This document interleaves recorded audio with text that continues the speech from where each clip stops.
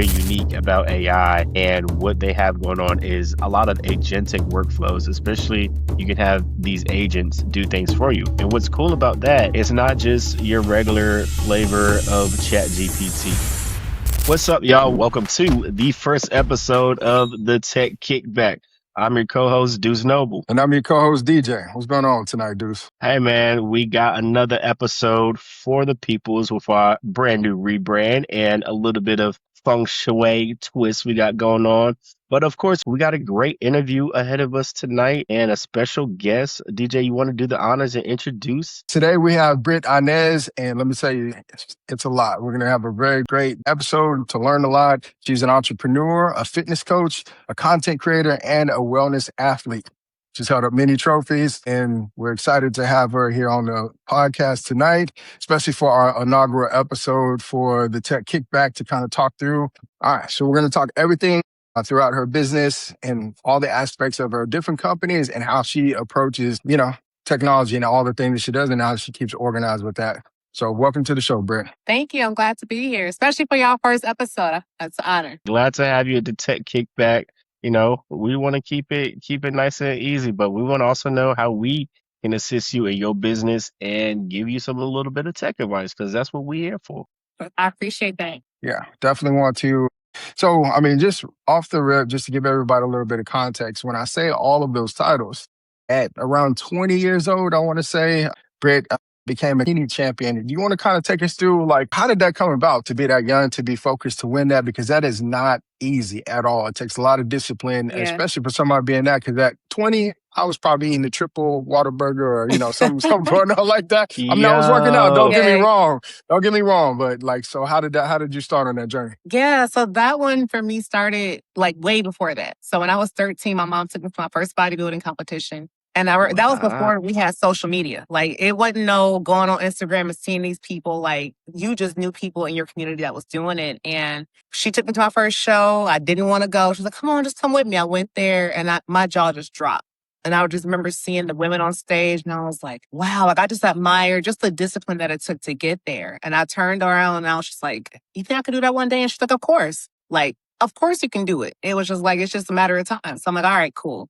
The next summer, I joined the gym, and that's what kind of got me into this whole kind of world. And it was a small bodybuilding gym, south side of Chicago, and I would go there 4:30 in the morning so I could go train with them and then go to school and then do all my high school stuff, all my, after school stuff, and then go back at night. So I was like a gym rat, and I would just go there and just watch people. And they had this big wall of competitors when you first walk in, and every day I walked in there, I was like, I'm going to be on that wall one day. I'm going to be on that wall one day. Right? Yo, I love that. And that was my goal. I just wanted to be on the wall, right? And then when I went to college, it's tough living a college lifestyle, juggling classes, all that. I was in multiple programs. And when I graduated, I was like, all right, if I'm going to do this, now's going to be the time to do it. So I graduated May 2009. That November, I was on stage, won the first show, won the overall. So it was always kind of cooking. It was just literally a matter of time. And then once I started, I didn't look back. So for the regional overall bikini champion, if you take me to the second back in 2009 that you heard your number called,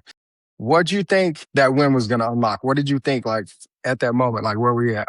To be honest, I didn't really know because it's not like it is now. Now, I think, young athletes, they come up, they can see people on Instagram, they can see people who have made careers out of this. Back then, I had to go to Walgreens, CVS to look at fitness magazines. I was in the aisle flipping the page. I was like, oh, okay, there go one. Was she black? No, she ain't black. Well, there go another. That's a woman at least. You know what I mean? So I didn't really know what it could really turn into. And back then, the network, it was all about who you know. So the highest was kind of what you saw in magazines and kind of who you knew in your circle. So I didn't really know where it could kind of take me. I always knew that I wanted to work with more people than what I had access to. And at the time I was training people, but I was only training people that I had access to in Chicagoland area, right? So it's just I know I want to take this thing bigger. I just don't know how to do it. But again, there was no Instagram, Facebook. We were kind of using it, but we were only using it to post pictures of sunsets and coffee. We weren't really using it. It wasn't how we're using it now. Companies weren't investing into it and people definitely weren't using it to grow their business. So it was this kind of gap where I was I know I want to get here, but I'm here and I don't know how to do it. So that's kind of where I was at that point. Got you. And Were you already coaching and everything like that as well? Because I know you were still kind of learning as well. But when did you start that aspect of it as well? Was it during that segment, or was it when you kind of spun the block Yeah. around? Yeah. So it was actually, so my undergraduate degree from Purdue is in health and kinesiology.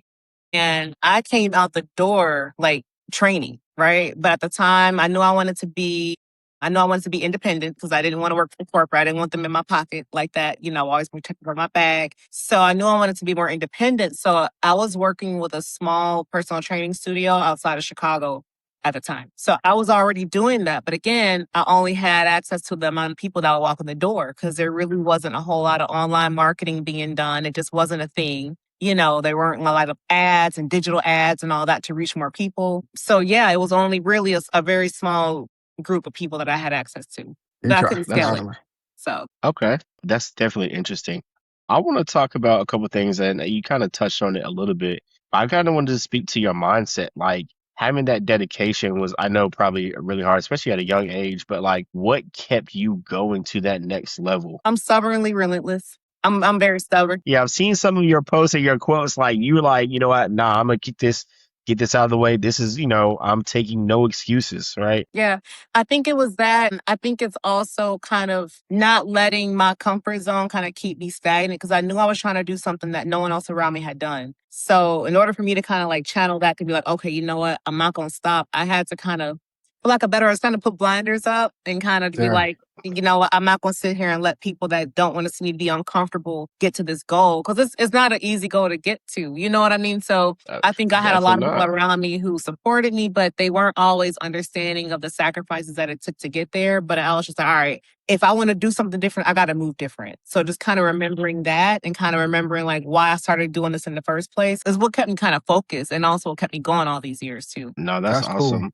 That Yeah. was definitely really cool, especially with, I liked how you started with, you was looking at the picture on the wall. He's like, man, I just want to get on that wall. And I like that because I resonate with that too. When I started boxing, I went to a gym and I told my coach, I said, man, I just want to get my picture on the wall for real, like at this rate. And so that's something that I think is interesting when people have that mindset and they use it to kind of push them through a lot of things, no matter what they're going through. Like, hey, this is my thing, and no matter what, I'm going to stick to this and make sure I get to the mountaintop.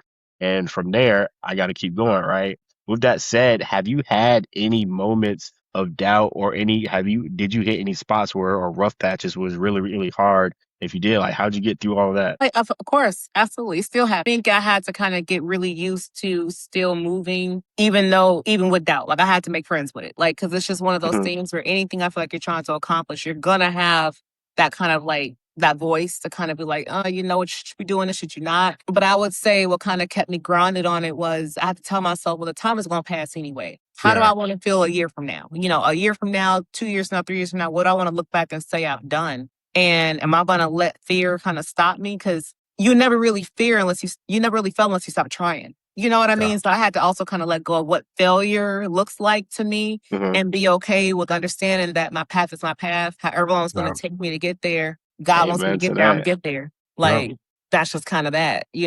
No, man, that's good. And which, no, I was gonna say, I mean, like, says that kind of is a good segue point because, like, I wanted to the trajectory. We got to map out because remember at the beginning when we introduced Brit has multiple things, you know, multifaceted, multi-talented, right? So, what was that transition like? Because you stumbled into, I think, as you've said before, helping businesses grow on social media. So, what was the first time somebody paid you for it? And like, how did you get from, you're a champion, you're a bikini, and like you have this onset, and you're looking down and you want to be on that wall to stumbling into something else? Because Mhm. the reason why I ask this question is because a lot of times as entrepreneurs, we're trying to find a way and we could be talented in a lot of things. And sometimes Yes. you just fall into something. So what was there? How did that come about? I'll just be honest with you. I was in my early 20s and I wanted to be more financially independent, more financially comfortable. And I wasn't making a whole lot training.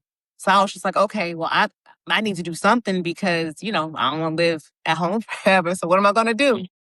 And just by nature of me building my own platform with just my fitness following, I had a nonprofit that was just like, hey, you know what? You seem to know what you're doing with social media. Could you do the same thing for us? And I was just like, yeah, I think so. I think I kind of know what I'm doing. Again, there wasn't this whole lot of structure around how businesses can utilize social media for brand Listen, that awareness and that scaling. that is Like, a gold mine. Okay. Yeah, this was like 2009, 2010, right? So it was like the Wild West. People were just posting and hoping for the best. That's true. And they gave me a shot. And I remember working with them for like several years. And then from there, I made all these connections because in being a nonprofit, we had a lot of sponsors that were big name sponsors across the Chicago area. And then that kind of gave me a foundation to kind of build my career now in digital marketing. And then that turned into me saying, well, you know what? I want to do more than social media because I'm big into analytics. I'm big into optimization. So how can I now take this and grow it into something else and use it as a launch pad? And that's really what did it for me. And then from Gotcha. there, I just kind of, gained more knowledge and expertise that I needed to get to make me competitive in the market. And then got in the door at Amazon. And then from there, started my own marketing agency, helping businesses to scale and grow their businesses online through digital marketing. So everything from email automation, social media, ads, all the things, I kind of started helping businesses to kind of do. And it just kind of grew from there. One thing I would ask, so nonprofits, startups, small businesses, Fortune 500, which one taught you the most and why? I'll be honest with you, I'm still learning every day. I'm learning every day, but I will say two of them that shaped me the most. I'll pick three. The nonprofit taught me how to be resourceful. It taught me how to do a lot with a little because you don't have budget. Yeah, I can imagine. You don't have budget. I'm wearing 5 different hats. I'm the dishwasher. I'm cooking the meals. I'm serving at the same time. I'm sitting people. It's a lot of things that you have to learn how to do and have to learn how to do it without a lot of support. So I will take that from there. I think another atmosphere that really shaped me was Amazon. It being such a global company, it just really taught me from the inside out how they approach things. So that was another one. And then I would say most notably, I worked for a marketing agency as well for several years. And because being in that space, you're working with multiple businesses with multiple business problems and challenges to kind of solve. And it's creating solutions to help them solve wherever they're at. They're all at different industries, all at different places. So I would say those three have been the most foundationally impactful in terms of kind of where I'm at now today. I can't pick just one. I mean, I guess, are we going to let her make it do? So, we're going to have to circle back and have her choose one, or what you think? I'll let you If know. I have to choose one, I listen, will. I'll let you make it for now because those all are unique niches. That was solid. Yeah. And figure out those arenas, right? Because they're all different. And the fact that you've been able to work in those different arenas, it speaks volume to you as a business owner. So my question to you, now that you've been successful at what you've been doing with your digital marketing, your marketing company, what can you tell upcoming entrepreneurs about the importance of that? Because this is kind of my arena too. And I love to hear, what can you tell people about up and coming and trying to make sure their digital footprint is secured? I would say the first thing is to, one, don't overinvest too soon. I think a lot of times people feel like they have to go and have an entire marketing team and they're not bringing in any kind of income. It doesn't make sense, right? So I think kind of looking at where you're at, building your foundation from there. Right. If you don't have a solid flow of people coming in, you need leads coming into your door because that's what's going to help support your business, give you money. I think a lot of people try and build the whole entire mountain versus kind of taking it step by step. So I would say that's kind of the first thing. I know a big mistake that I made is I overinvested when I started out and I paid for it big time. I had people that I knew I needed, I now have, but I didn't have the income to support them. So the income that I was bringing in, I'm like, well, my people are eating, but I'm not eating. Well, this ain't going to work. Well, I didn't go into business to do this. I wasn't trying to struggle like this. No, that's a gym. That's a gym right there. But that's a major, because so that was a huge mistake that I made when I first started out. Huge mistake. No, that's awesome. I mean, even with that though, you starting out and you getting, like I said, your feet off the ground, you're learning the ins and outs of what you need to be successful.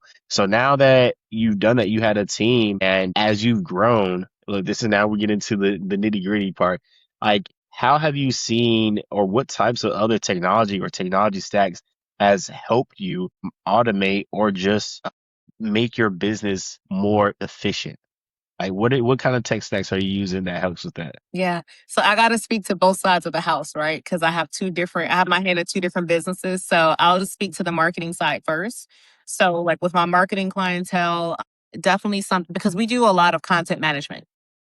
That's a big of what we do. So it's not only just helping businesses to figure out, well, what should we put out there online? It's okay. Well, how do we then get the information out there and all that? So I would say, first of all, something to help automate scheduling. is key, because trying to figure out what you're going to post at the same time on Instagram, LinkedIn, it's just not going to work. Would you suggest, what are like some suggestions of those things, like so So people can look one, them up? yeah, I've tried a few of them. I really like Social Pilot, and I have been using that one for years. I also like them because they are consistently making enhancements to it. Like, for example, Dropping gems. yeah, like for example, on like say Instagram Reels, you can kind of customize, like you can pre-schedule stories. You can also do like your page posts, you can tag collaborators, you can do all these things now all through that. And it's like set it and forget it. They also have a lot of good analytic tools built into it as well. So you can always kind of go in there and kind of see how things are doing, at a high level with across all the platforms per account. So that's one that we definitely make a lot of use of, because it just helps make life easier with keeping all the accounts separate. Yeah, no, that's a good one. That's a good one. I know people use repurpose.io, and there's some other ones. Different reasons, I mean, that they may use some of those as far as like the aggregating, getting everything out there, but not necessarily into the analytics and everything like that. So it is good to kind of figure out what you as business owners, want to leverage and use, and definitely what's been tried and true for people that are actually doing it. I would say another one that I recommend, just on like just the entire front, no matter what kind of business you're in. And again, I'm not affiliated. I don't get paid to Hey, represent listen, these brands. we don't But gatekeep though. We over okay, here, we cool. drop those gems. Yeah, so ClickFunnels was also a really good one, because with them, I was able to get rid of several different tools I was paying for. So I could build out my landing pages. I could then automate email workflows to kind of put people in. If I wanted to retarget them, I could do all that. It sounds like you all are familiar with it too. So that's another one that I was using for quite some time. And I've kind of moved away from doing that because I've been like divesting from things that I just felt like I can just build a better solution for on my own. Yeah. Understood. Yeah, yeah. And then on the fitness side of it, I've always been looking for ways to create a better client experience with my clients. So a big part of what I do is also deliver customized workouts and all of that. And I was not going to be able to continue writing out spreadsheets and Word docs and all of this. That was not going to work out for me. So I utilize a platform called True Coach, which is really great because it allows you to be able to deliver out work. You can build out programs, assign them to clients. You can have them submit their check-ins from there. You can send them messages. They can send you notes about their workout. You can kind of update it as you go, and it all goes to their phone. So they're not having to download a PDF, take screenshots, and do all these things that the fitness coaching industry has historically made people do. And I really like that for that reason. Nah, that's cool and very helpful, because now that lets you scale wherever, right? I mean, so you can have clients wherever. It doesn't, right? Because back in the day, at least as I remember, it was very localized, with training and everything like that. And even with the advent of like, digital calling and all this other stuff, it was just not the same. But now with something like that, you can actually use the tool. So Yeah. that's pretty solid. Yeah. That is just more streamlined. Like I'm always looking for ways to save more time. And if you are looking at scaling your business, there's only so many hours you have in a day to have hands on keyboard. So I'm looking for things that allow me to have my hands less on a keyboard that I can now do. I've been able to collapse a lot of my other like check-in tools. And I used to have so many different like survey tools to kind of get people to give me their feedback. I actually, Google Forms has been a lifesaver. And I know it Yeah. sounds so simple. I know it sounds like crazy It it simple. is. It is a versatile tool, especially like you can take those results from that Google form, export it right to Sheets, and you got some data right there, right? Yeah. I have it at the palm of my hand. So I travel a lot for work. So at any given time, if someone checks in, I can look at all their check-ins historically from the day they started until that day. And I can make changes on the fly, update it. So it's sometimes the simple stuff is the easiest. Well, I'm gonna get back to the mix of just the timeline and everything like that, because I do want to talk about like when you went through MBA and everything like that, just in that timeline as we progress through. Oh, But yeah. I want to ask you, it is the big 2-6. So as you mentioned some of these tools now, I know you're using some type of AI. And in this day and We age, want it's, to a know. lot of people here. Yeah. And if you're And not, like, which is totally look, we fine, because gotta put it in that AI yeah. talk. We gotta add Yeah. that Yeah. AI So talk Yes. in. how are you leveraging that in your business? Because we know as entrepreneurs, if you're not using it, you're losing it. I mean, like, it's like you have to, really get on there. So, how does it look for you at this time? Or do you want to use it more? Or do you think you have a good Yeah. grasp of things? Yeah. So I'll start with the marketing lens first. So with that aspect of it, it really does help a lot with content ideation. I would say that's one of the biggest things that I like to get from it, because from there, I build out profiles and personas for my clients' audiences, like what they're trying to do, who they want to speak to, what they would need to promote. And then I get a lot of content ideation ideas from AI there. So that piece helps out with that. On the fitness side of it, because I do a lot of one-to-one programming and everything like that, I'm not using AI to build out programs because Chat GPT will have people doing crazy stuff in the gym. Like Yeah, it just will. that's fair. They'll be doing handstands with ankle weights and a hula hoop. Like Oh, it so you is mean I just was not doing that wrong? Oh, I was not supposed to do that? exactly. Okay. So I don't really utilize AI in that regard to help develop my client programs. But I will say, for example, like if I'm on the fly trying to figure out if I always set like target macros, like how much protein, carbs, and fat you should eat in a day. And if they say, hey, Brit, my favorite meal is a patty melt from Whataburger, how can I fit that into my plan? I can then go and be like, okay, here are the macros in their plan. Tell me what I can adjust to work this in and still hit these macros. So I Hey man, kind of that's good. use At it. least she didn't say no. You know, some of the fitness I try. they have you in a I headlock. You try. know what I'm saying? They would have you You in a know, steady. I try, and the thing Right. is, it's like, can I figure this thing out without AI? Yes, but I have to open up a spreadsheet, open up Excel, put in Yes. formulas. And then what did Yes. I Yeah, just yeah. say? Like, I'm trying to have more of my time so I can still do Your more. hands off. Right. Yeah. One of the So things I will add in that's very, very unique about AI and what they have going on is a lot of agentic workflows, especially you can have these agents do things for you. And what's cool about that, it's not just your regular flavor of Chat GPT. This is, you can essentially, for example, all the data that you have on your clients, the workouts you've done, the workouts you've built, the one-on-one programming you've built, you can load all that data up to your agent and essentially train it on your programs, your workouts, and have it build out flows. Granted, it's not going to be perfect at first, well, ever, but at first, over time, it'll get better at suggesting different things. And what it does is it learns off of your personal models, basically, and it starts to adapt to everything that you would suggest. And that's just a suggestion that you could bring into your workflow to kind of be hands off. And I want to say, of course, obviously, I know you want that hands-on approach with your clients, but that is something that I think that is useful with AI, especially in this day and age. But those agentic workflows is something unique. DJ, you got something else? Like, look, I see No, yeah, the I the mean, wheels like, turning. and what you know me, I'm always thinking like how for efficiency and growth, and I mean, like the good thing about it, and Brit, you notice like you have like a lot of entrepreneurs, you have the foundation because one thing is you submit the post, you actually do the thing. Half the time we talk to people and they just won't do the thing, whatever it is, like right, like entrepreneurs, you'll have a business and or you'll have an idea. But at least you make the effort to try to do the thing right. And if you fail, you go on to the next one and you take your learnings from there. And the only thing I would say, like when it comes to, AI in this specific use case, Britt, is like, yeah, like if you're about time efficiency, you can definitely use a tool like maybe Claude Cowork. And like Dee said, you can get all of your information, client willing, but basically submit that and have that into a repository. And then that agent that you have on there, or, and there's other agentic tools. You can use Cloud Cowork, which is a little bit different, but there's also what Deuce was talking about, the agentic tools.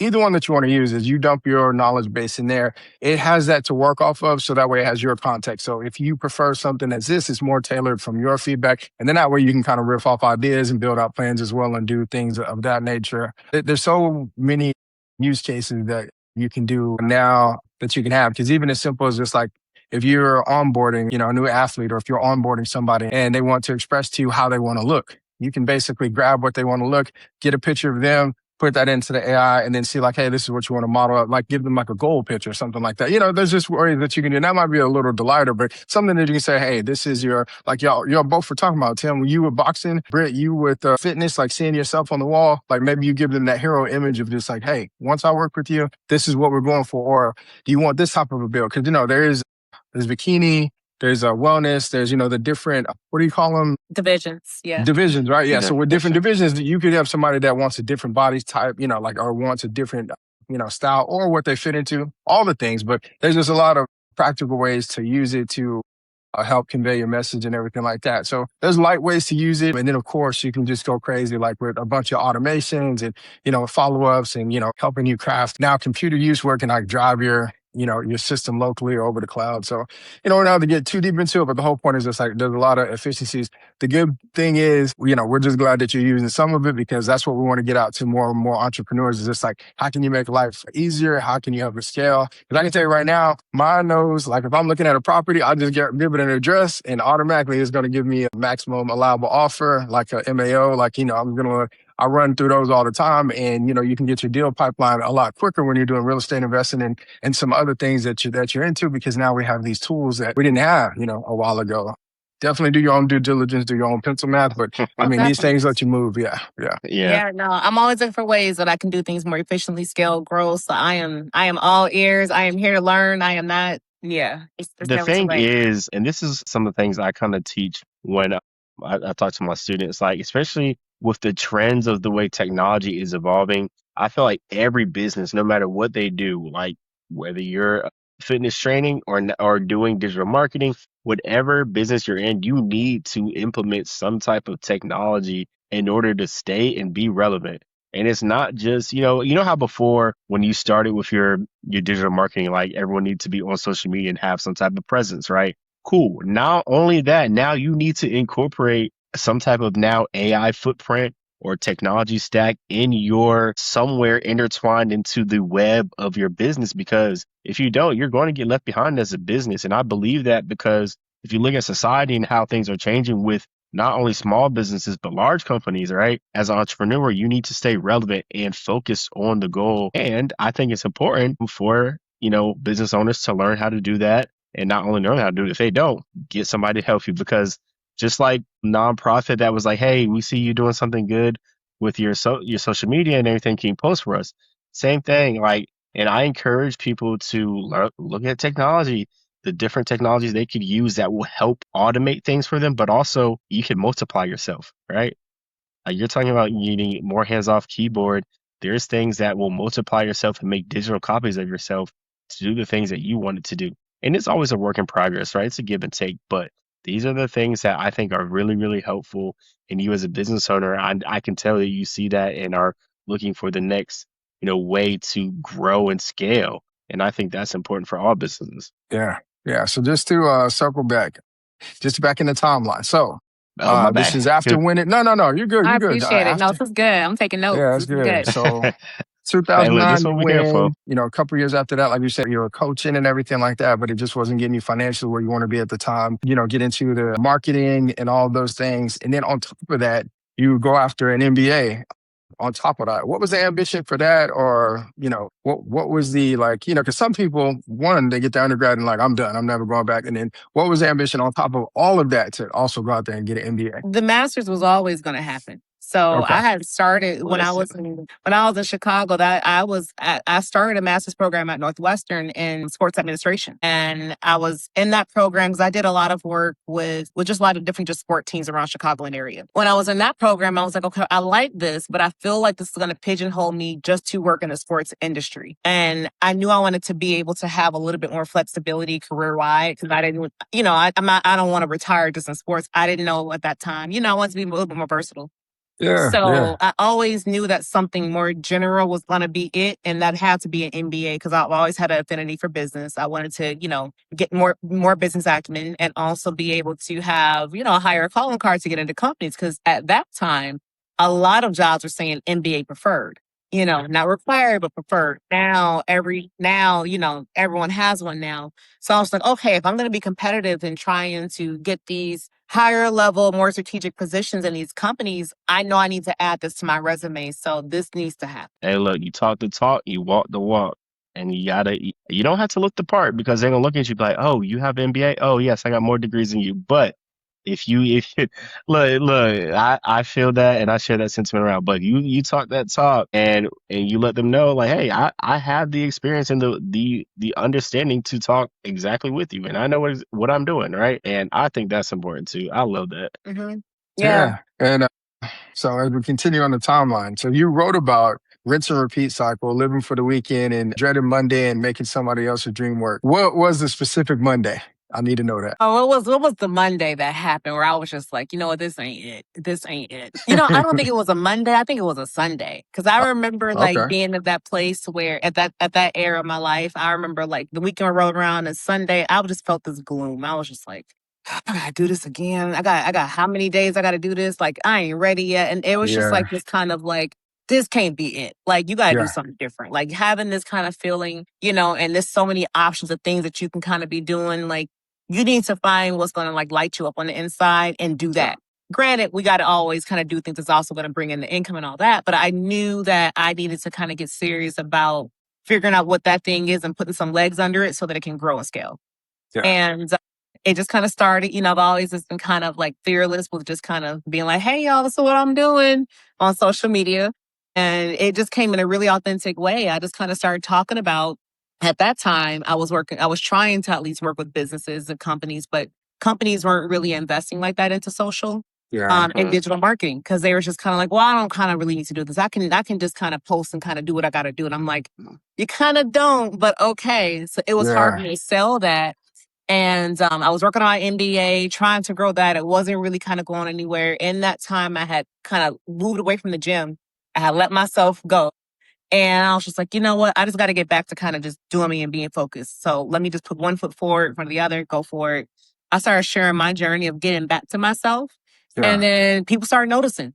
I had people like reach out. My homegirl from college was like, hey, I saw you getting in shape lately. Can you help me out? I'm like, yeah, if you That's want me all it to. takes. Like, you want me to help you out? She was like, yeah, you know what you're doing. And I was like, actually, I do know what I'm doing. So she was my first client. I'll never forget. And then I worked with her for like probably within 4 months. And she had such a crazy transformation.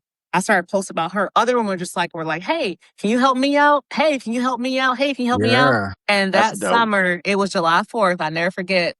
I sat down that day. I was like, all right, let me like file for my business name. And then I did the whole thing to get formalized and everything and build, Brandon Physique, Go Get Her Fitness, as you guys know it to be. And that's what kind of started it. And I was just like, all right, well, you know what? This is what I've always loved to do, but I never really quite knew how I was going to do it in a scalable way because I didn't want to work in a gym. We talked about less time, right? So online and social media just allowed me to be able to work with more people that I would ever be able to work with. And that's kind of what started the whole thing. And then, yeah, that was 9 years ago now. That's crazy.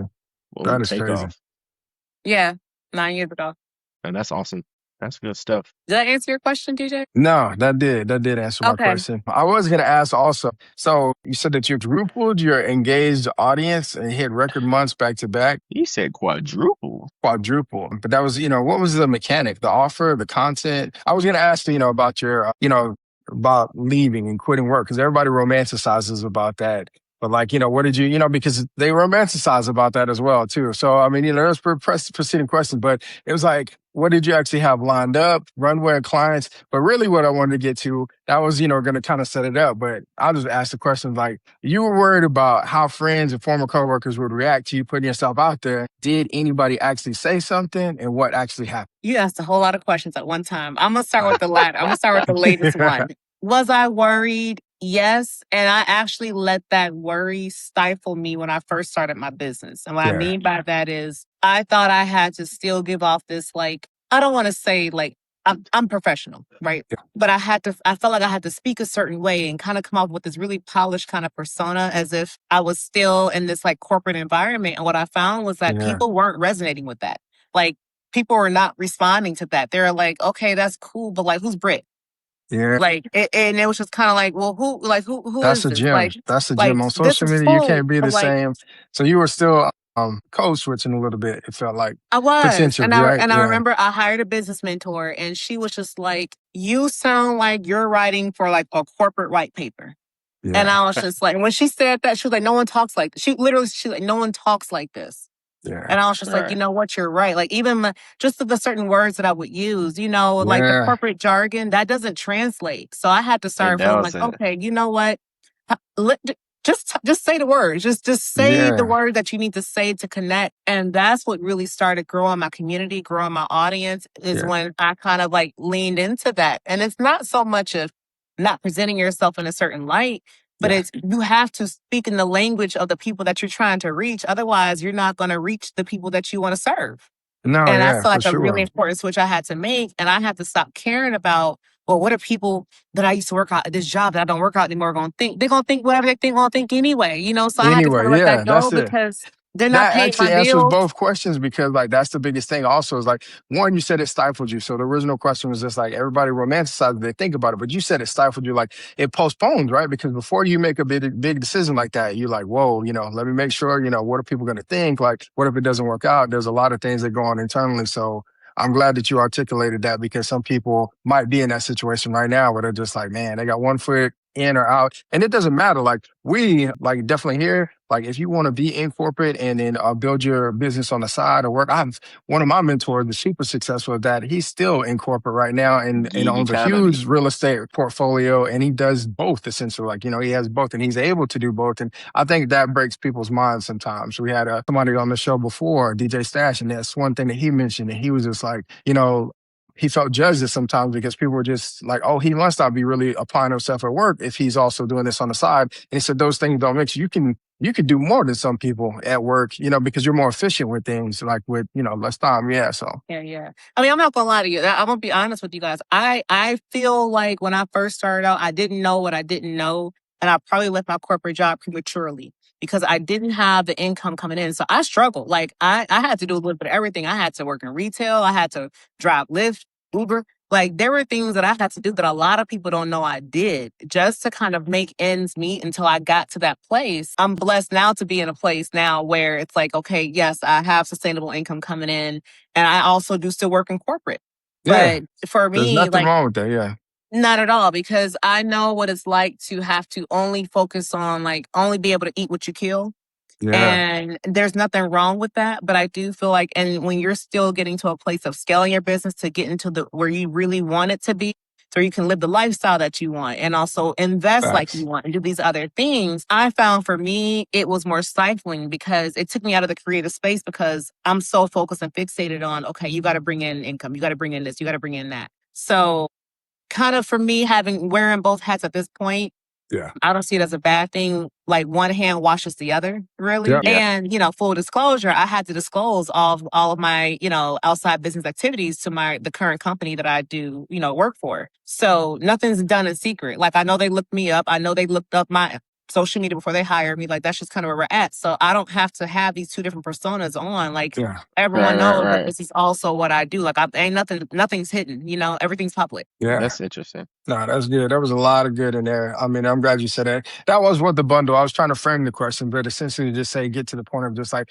there's a lot of mental things that you have to get over when it's there, and then learn it, right? If you said that left too early, something that you realize in hindsight, right? And then but you still pivoted and you still Yeah. did whatever you had to do to kind of make it work to get you where you're at right now. And that's what entrepreneurship is. I mean, like, man, I fell flat many, many times. I mean, you kidding me? Like we've lost deals. We've had great deals. We've had, celebrations on huge deals, and you have some fall through, and it's really just getting back up, and find out the next thing. And like you have these business ideas, and some of them don't work, and then because really, like a lot of the entrepreneurs that have really scaled, they say you only need one. Mark Cuban is the quoter for Yeah. that. Is it's like you only need one of those things to go right. And that's it, right? So I mean, like, Yeah. it's about that effort to keep going because it's a long road, sometimes for those. But yeah, but that's really good. Deuce, what else you got, man? I mean, I don't have too much, honestly, Brit. I think if I could ask you one last thing, if there's anything you would want to impart on getting to your next level and leave something with your 20-year-old self, right? When you started this whole journey, right? What would that be? That's a deep one. Give me a few TikToks. 1 second. Let me think. A About 20-year-old now. self. I would tell her you already have everything you need right in front of you. I spent Mm, so much time feeling like I needed to go and get this thing and Hey, get that's a that word. thing. And some of those things that I is a honestly word. did. Like that some of these things actually were gaps and I had to invest and work with this mentor or build this knowledge skill or build this skill up. But I think so much of what stops us is us believing that we're not ready and we don't have it. And there's so many people that are doing less with more. What the girls do, this and that. Clock it. Yeah, see, look. That's it. That's Yeah, it. Claudia, That's yeah, that's it. it right there. Aha. Just go and do it because you're going to figure it out. Build the plane while you're flying it. Y'all heard it here first. Go and do that thing. You've been thinking about it. You've been sleeping on it. You have all the tools you need. Go and do it. Yeah. One last thing that I want to ask is you've been a lot. You've been a fitness person, marketing, mindset, all these things. What title do you actually want on your tombstone? Ooh, Jesus Christ. Yeah. trailblazer. Mm. Trailblazer. Okay. Okay. I respect it. That's good. I mean, because a lot. I mean, like that. When somebody asked me that question before, that's why I asked it, Brit and Deuce. You hear me talk about that all the time. It's just like, and when everything's said and done, what do you want people to remember you by? Which is essentially the crux of that question. But what do you want to be on your tombstone? How do you want to be known as? And that says a lot about what you're striving for. So that's pretty good. Trailblazer. That's Yeah. pretty fitting, Nah, man. That's pretty fitting. that's a Yeah. good one. Well, listen, Brett, I appreciate you coming and kicking it with us at the Tech Of Kickback. course, I hope you had a good time. I But did. yeah, we thank you. And for y'all out there listening, we hope you enjoyed Brit Inez and what she has done. Go look her up. You got any socials or anything you want to find where people can find you at, Brit? Yep, I am Brit Inez ran across all social media. So I am very easy to find. I'm public. I think on TikTok I might be Brittany Inez Ran because they wouldn't let me change it, but I'm easy to find. All right, so that's Brit Inez Rand. Y'all go look her up. And as always, y'all like, comment, subscribe, and share. And we'll catch you at the next kickback. Peace. Talk to y'all.